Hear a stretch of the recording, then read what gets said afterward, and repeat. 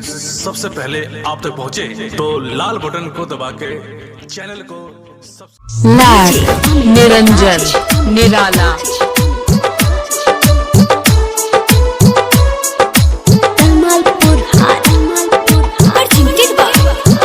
Recording studio Gopalganj.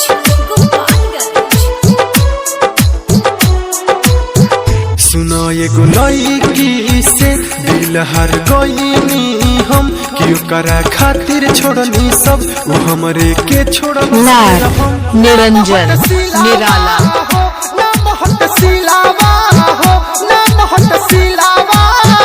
कि झूठे कोइलस प्यार के लीलावा हो। सुनो ये गुनाई से दिल हर गईनी हम क्यों करा खातिर छोड़नी सब वो हमरे के छोड़लस बेरा हम ना महत सिलावा हो ना महत सिलावा हो ना महत सिलावा हो कि झूठे कोइलस प्यार के लीलावा हो। डीजे अमित राज निरंजन निराला तलमालपुर हाट।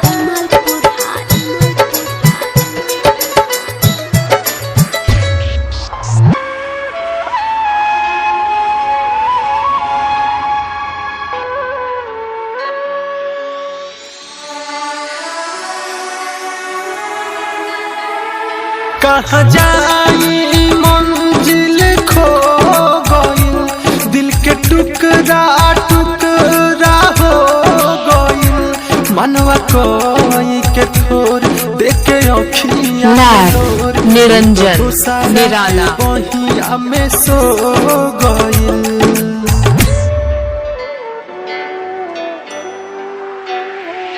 कहाँ जाई मंजिल खो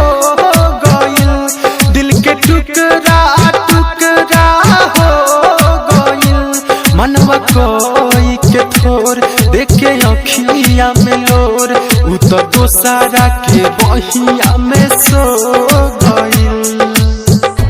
दुनिया कोई के मोर वीरान बनल दोसरा के जान अब ना दिल के हु के देव निरंजन निराला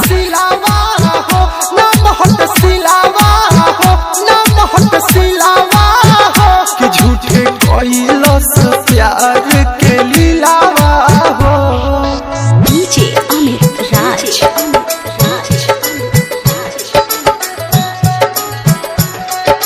तलमालपुर हाट।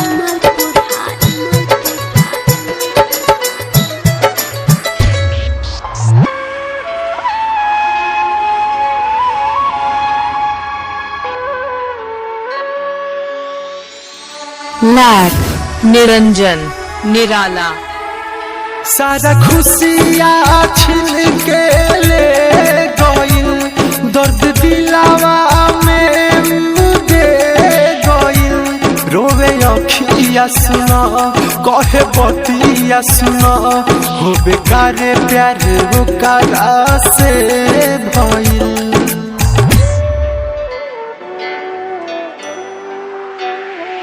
सारा खुशियाँ छिन के ले गइल निरंजन निराला रोवे अखिया सुना कहे बतिया सुना हो बेकारे प्यार वो कारा से भइल। दीपक हो सुनो बात के मिलत रहे रोजो रात के कि मरलस छतिया में छुरी जवन सुन से सोनाथ के ना महत सिलावा हो ना महत सिलावा हो ना महत सिलावा निरंजन निराला